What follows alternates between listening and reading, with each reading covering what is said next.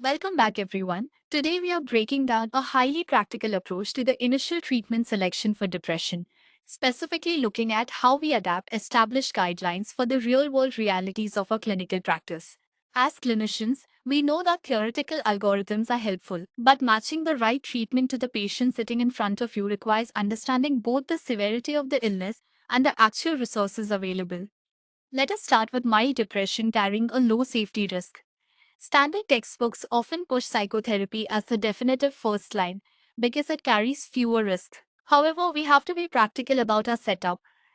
Given the significant lack of readily available, trained clinical psychologists outside of major metropolitan treatment centers, pharmacotherapy is frequently the preferred route. It acts quickly, and patients often prefer it when therapy is inaccessible or too costly. For these mild cases, lifestyle interventions like structured exercise or guided digital health interventions can be suggested as adjuncts.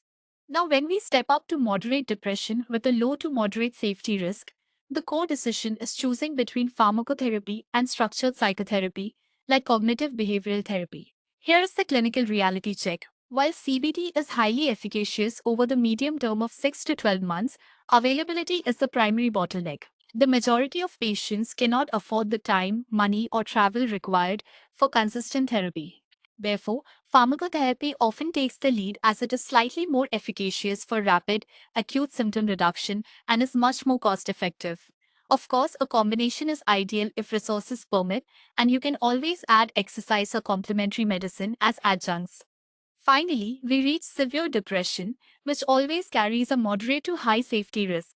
Your clinical pathway here completely depends on the presence of psychosis. For a severe depressive episode without psychotic symptoms, the recommendation is a combination of pharmacotherapy and psychotherapy. But a crucial point to remember is that initiating intensive psychotherapy during the acute severe phase is often completely impractical. You need to start with pharmacotherapy to lift the profound vegetative symptoms first and only institute psychotherapy after you see some clinical improvement.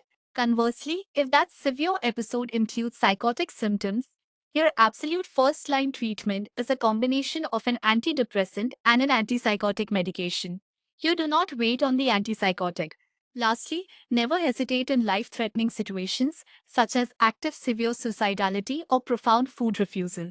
In these psychiatric emergencies, you must immediately consider hospitalization and electroconvulsive therapy. Navigating these decisions is the art of psychiatry. Let me know in the comments how you manage the gap between textbook guidelines and the realities of your local treatment centers, and make sure to subscribe for more clinical deep dives.